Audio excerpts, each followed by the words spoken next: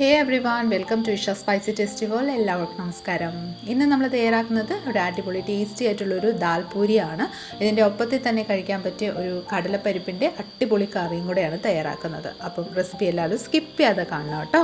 അപ്പം നമ്മുടെ ദാൽപൂരി തയ്യാറാക്കാൻ വേണ്ടിയിട്ട് ഞാനിവിടെ കടലപ്പരിപ്പ് തലേദിവസം രാത്രിയിൽ തന്നെ 1.5 കപ്പോളം നമ്മൾ നന്നായിട്ട് വാഷ് ചെയ്തതിന് ശേഷം കുതിർക്കാൻ വെച്ചിട്ടുണ്ടായിരുന്നു. നന്നായിട്ടൊന്ന് കുതിർന്ന് വന്നിട്ടുണ്ട്. ഒരു 4-5 മണിക്കൂർ കുതിർന്നാലും കുഴപ്പമൊന്നുമില്ല കേട്ടോ. അപ്പോൾ വാഷ് ചെയ്തതിന് ശേഷം നമ്മുടെ ഈ ഒരു പരിപ്പ് എടുത്തിട്ടുണ്ട്. ഇന്ന് നമുക്ക് ഇതിൻ്റെ പാതി, അതായത് 70% നമുക്ക് മിക്സി ജാറിലോട്ടൊന്ന് ചേർത്ത് കൊടുക്കാം.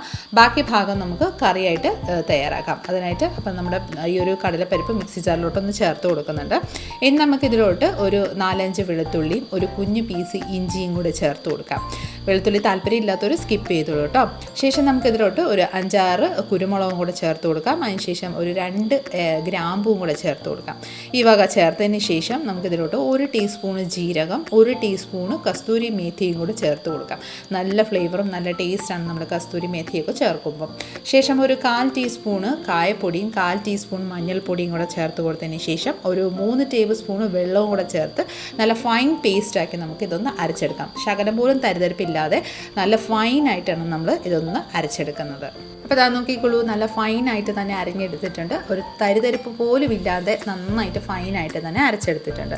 ഇനി നമുക്ക് ഇതൊരു ബൗളിലോട്ട്, നമുക്ക് പൂരിക്ക് മാവ് ഏതിലാണോ കുഴച്ചെടുക്കുന്നത് ആ ഒരു പാത്രത്തിലോട്ട് നമുക്കിതൊന്ന് ട്രാൻസ്ഫർ ചെയ്ത് കൊടുക്കാം.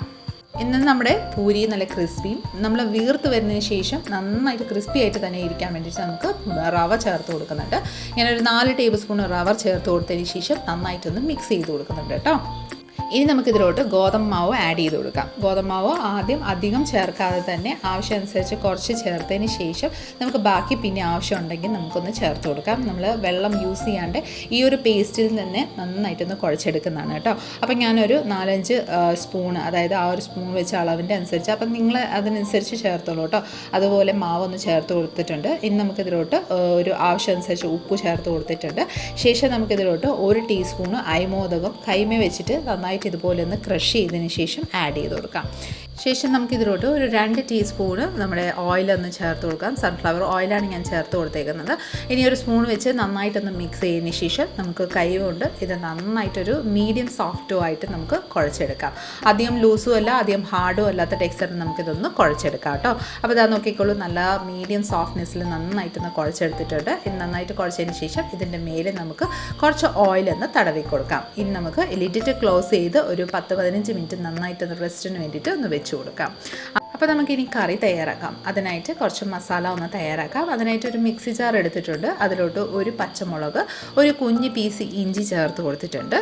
ഇനി നമുക്കിതിലോട്ട് ഒരു 5-6 വെളുത്തുള്ളി ചേർത്ത് കൊടുക്കാം. വെളുത്തുള്ളി ചേർത്ത് കൊടുത്തതിന് ശേഷം ഇതിലോട്ട് 1 ടീസ്പൂൺ മല്ലിക്കൊത്തും 1 ടീസ്പൂൺ ജീരകവും കൂടെ നമുക്കിതിലോട്ടൊന്ന് ചേർത്ത് കൊടുക്കാം. കൂട്ടത്തിൽ തന്നെ ഒരു 5-8 കുരുമുളകും കൂടെ ചേർത്ത് ഇത് നന്നായിട്ടൊന്ന് ക്രഷ് ചെയ്തെടുക്കാം കേട്ടോ. അപ്പോൾ അതാ നോക്കിക്കോളൂ, നന്നായിട്ട് നമ്മളിവിടെ ക്രഷ് ചെയ്തെടുത്തിട്ടുണ്ട്. അതിൻ്റെ ടെക്സ്ചർ നോക്കിക്കോളൂ, ആ ഒരു ക്രഷ് ആയതിനു ശേഷം ഈ ഒരു ടെക്സ്ചറിലാണ് നമ്മൾ കിട്ടിയിരിക്കുന്നത്. ഇത് ജസ്റ്റ് മാറ്റി വെച്ചതിന് ശേഷം നമുക്ക് ഒരു കുക്കർ അടുപ്പത്തൊന്ന് വെച്ച് കൊടുക്കാം. അതിലോട്ട് ഒരു 3 ടേബിൾ സ്പൂൺ ഓയിലൊന്ന് ചേർത്ത് കൊടുക്കാം. ഓയിൽ ഏകദേശം നന്നായിട്ടൊന്ന് ചൂടായി വന്നതിന് ശേഷം ഇതിലോട്ട് ഒരു 1/2 ടീസ്പൂൺ ജീരകം, ഒരു 2 ബേ ലീവ്സ് ജസ്റ്റ് ഒന്ന് ഞുറുക്കിയിട്ട് നമുക്ക് ആഡ് ചെയ്ത് കൊടുക്കാം. ബേ ലീവ്സ് ആഡ് ചെയ്തതിന് ശേഷം നമുക്കിതിലോട്ട് വത്തലമുളക് ജസ്റ്റ് ഒന്ന് ക്രഷ് ചെയ്ത്, അതായത് ജസ്റ്റ് ഒന്ന് കട്ട് ചെയ്തിട്ട്, ക്രഷല്ല ജസ്റ്റ് ഒന്ന് കട്ട് ചെയ്തിട്ട് നമ്മളിതിലോട്ടൊന്ന് ആഡ് ചെയ്ത് കൊടുക്കുന്നുണ്ട്. അതിനുശേഷം ഒരു 1/4 ടീസ്പൂണ് കായപ്പൊടിയും കൂടെ ചേർത്ത് കൊടുത്തതിന് ശേഷം നമ്മൾ തയ്യാറാക്കി വെച്ചിരിക്കുന്ന മസാലക്കൂട്ട് നമുക്കിതിലോട്ടൊന്ന് ആഡ് ചെയ്ത് കൊടുക്കാം. ആ മസാലക്കൂട്ടെല്ലാം നന്നായിട്ടൊരു പച്ചമണം മാറുന്നിടം വരെ വഴറ്റി കൊടുത്തതിന് ശേഷം നമുക്കിതിലോട്ട് ഒരു 2 മീഡിയം സൈസ് കിഴങ്ങ് നന്നായിട്ട് വാഷ് ചെയ്ത് ക്യൂബ്സ് ആക്കി കട്ട് ചെയ്തെടുത്തിട്ടുണ്ടായിരുന്നു. അതും കൂടെ നമുക്കിതിലോട്ട് ആഡ് ചെയ്ത് നന്നായിട്ടൊന്ന് മിക്സ് ചെയ്ത് കൊടുക്കാം. അതിന് ശേഷം നമ്മൾ എടുത്ത് മാറ്റി വെച്ചിരിക്കുന്ന പരിപ്പും കൂടെ നമുക്ക് ഇതിലോട്ടൊന്ന് ആഡ് ചെയ്ത് ഒരു 2 മിനിറ്റ് നന്നായിട്ടൊന്ന് മിക്സ് ചെയ്ത് കൊടുക്കാം. ഈ വക മിക്സ് ചെയ്തതിന് ശേഷം ഇതിലോട്ട് ഒരു 1/4 ടീസ്പൂൺ മഞ്ഞൾപ്പൊടി, 1 table spoon Kashmiri chilli powder add ചെയ്ത് കൊടുക്കാം. ശേഷം ആവശ്യമനുസരിച്ച് ഉപ്പും കൂടെ ആഡ് ചെയ്തതിന് ശേഷം ഈ വക എല്ലാം ഒരു 2-3 മിനിറ്റ് നമുക്ക് നന്നായിട്ടൊന്ന് മിക്സ് ചെയ്ത് ഒന്ന് കുക്ക് ചെയ്തെടുക്കാം കേട്ടോ. ആ മസാലക്കൂട്ടെല്ലാം അതിൻ്റെ പച്ചമണം മാറുന്ന വരെ നന്നായിട്ടൊന്ന് വഴറ്റിയെടുക്കാം. നന്നായിട്ടൊന്ന് വഴറ്റിയെടുത്തതിന് ശേഷം ഇതിലോട്ട് ഒരു മീഡിയം സൈസ് തക്കാളിക്ക തീരെ നൈസായിട്ട് കട്ട് ചെയ്തെടുത്തിട്ടുണ്ടായിരുന്നു. അതും കൂടെ ആഡ് ചെയ്ത് ആ ഒരു തക്കാളിക്ക നന്നായിട്ടൊന്ന് കുക്കായി വരുന്നിടം വരെ നന്നായിട്ടൊന്ന് കുക്ക് ചെയ്തെടുക്കാം. നോക്കിക്കോളൂ, നന്നായിട്ടൊന്ന് കുക്കായി വന്നിട്ടുണ്ട്. ഇതിലോട്ട് 1 ഗ്ലാസ് വെള്ളം ഞാൻ ചേർത്ത് കൊടുക്കുന്നുണ്ട്. അധികം തിക്കായില്ല, അധികം ലൂസും അല്ലാത്ത ഗ്രേവിയാണ് തയ്യാറാക്കുന്നത്. വെള്ളം ആഡ് ചെയ്ത് നന്നായിട്ടൊന്ന് മിക്സ് ചെയ്തതിന് ശേഷം ലിഡിറ്റ് ക്ലോസ് ചെയ്ത് 3 വിസിലാവുന്നിടം വരെ വെയിറ്റ് ചെയ്യാം. ഇനി നമുക്ക് പൂരിക്കുള്ള തയ്യാറെടുപ്പ് എടുക്കാം. അപ്പോൾ ഇതാ നോക്കിക്കോളും, നമ്മുടെ മാവ് ഇവിടെ നന്നായിട്ട് സോഫ്റ്റ് ആയിട്ട് തന്നെ റെഡി ആയിട്ടുണ്ട്. നന്നായിട്ടൊന്ന് 2 മിനിറ്റ് ഇതുപോലെ ഒന്ന് കുഴച്ചെടുത്തതിന് ശേഷം നമുക്കിതിൻ്റെ പൂരിയുടെ സൈസിന് വേണ്ടിയിട്ട് എത്ര വലിയ സൈസാണ് നിങ്ങൾക്ക് പൂരി താല്പര്യം അതിനനുസരിച്ച് കുഞ്ഞു കുഞ്ഞു ബോൾസ് ആക്കി നമുക്ക് റെഡിയാക്കി എടുക്കാം. അപ്പോൾ ഇതാ ഏകദേശം ഈ ഒരു വലുപ്പത്തിൽ നമ്മൾ പൂരിയുടെ ബോൾസ് ഇവിടെ റെഡിയാക്കുന്നുണ്ട്. അപ്പോൾ എല്ലാം പൂരിയുടെ വലുപ്പത്തിൽ നമുക്ക് അതായത് ബോൾസ് നമുക്ക് ഒന്ന് റെഡിയാക്കി എടുക്കാം. കുഞ്ഞു കുഞ്ഞു ബോൾസ് ആക്കിയതിന് ശേഷം നമുക്കിനി പരത്തിയെടുക്കാം. നമ്മൾ ഈ ഒരു പൂരിക്ക് വേണ്ടിയിട്ട് പരത്തുമ്പോഴത്തേക്കിനും മാവല്ല നമുക്ക് യൂസ് ചെയ്യുന്നത്. ഓയിൽ ലൈറ്റായിട്ടൊന്ന് സ്പ്രെഡ് ചെയ്തതിന് ശേഷം നമുക്കിനി അതിലാണ് പൂരിയുടെ ഷേപ്പ് വരുത്തുന്നത്. ആ ഒരു വലുപ്പത്തിൽ നമുക്ക് പൂരിയുടെ ഷേപ്പിലൊന്ന് പരത്തിയെടുക്കാം. അപ്പോൾ ഇതാ നോക്കിക്കോളൂ, ഏകദേശം ഈ ഒരു വലുപ്പത്തിലാണ് ഞാൻ പൂരി പരത്തിയെടുത്തേക്കുന്നത്. ഇനി ഇതേ സെയിം രീതിയിൽ തന്നെ നമുക്ക് ബാക്കിയെല്ലാം ഒന്ന് പരത്തിയെടുക്കാം. നമ്മൾ പൂരിക്ക് വേണ്ടിയിട്ട് പരത്തി വെച്ചിട്ടുണ്ട്. നമ്മുടെ കറി ഒന്ന് ചെക്ക് ചെയ്യാം. അപ്പം ഇതാ നോക്കിക്കോളൂ, നന്നായിട്ട് വിസിൽ പോയിട്ടുണ്ട്. ഇനി നമുക്ക് ലിഡൊന്ന് ഓപ്പൺ ചെയ്ത് ഞാനിവിടെ ഫ്ലെയിം ഓൺ ചെയ്ത് വെച്ചിട്ടുണ്ട് കേട്ടോ. അപ്പോൾ ഇതാ നോക്കിക്കോളൂ, നന്നായിട്ട് നല്ല പെർഫെക്റ്റ് ഗ്രേവി ആയിട്ട് നമ്മുടെ കിഴങ്ങും ആ ഒരു പരിപ്പെല്ലാം നന്നായിട്ട് കുക്കായി വന്നിട്ടുണ്ട്. ജസ്റ്റ് എല്ലാം നന്നായിട്ടൊന്ന് മിക്സ് ചെയ്ത് കൊടുക്കാം. നന്നായിട്ടൊന്ന് മിക്സ് ചെയ്തതിന് ശേഷം ഇതിലോട്ട് കുറച്ച് മല്ലിയിലയും കൂടെ ചോപ്പ് ചെയ്ത് ആഡ് ചെയ്ത് കൊടുക്കാം. ശേഷം നമുക്ക് ഇതിലോട്ട് ഒരു 1/4 ടീസ്പൂണ് ഗരം മസാലയും കൂടെ ആഡ് ചെയ്തതിന് ശേഷം നന്നായിട്ടൊന്ന് മിക്സ് ചെയ്ത് ഒരു 2-3 മിനിറ്റ് ഇതേ രീതിയിൽ നന്നായിട്ടൊന്ന് കുക്ക് ചെയ്തെടുക്കാം കേട്ടോ. അപ്പോൾ അടിപൊളി ടേസ്റ്റി ആയിട്ടുള്ളൊരു നമ്മുടെ കറി ഇവിടെ റെഡി ആയിട്ടുണ്ട്. ഒരു സർവിങ് ബൗളിലോട്ട് നമുക്കൊന്ന് സർവ് ചെയ്ത് കൊടുക്കാം. അപ്പോൾ നമ്മുടെ കറി ഇവിടെ പെർഫെക്റ്റ്ലി റെഡി ആയിട്ട് നമ്മുടെ സർവിങ് ബൗളിലോട്ട് സർവ് ചെയ്ത് കൊടുത്തിട്ടുണ്ട്. ഇനി നമുക്ക് പൂരി തയ്യാറാക്കാം. അതിനായിട്ട് കടായിൽ ആവശ്യാനുസരിച്ച് ഓയിൽ ചേർത്ത് നന്നായിട്ടൊന്ന് ചൂടായി വന്നിട്ടുണ്ട് കേട്ടോ.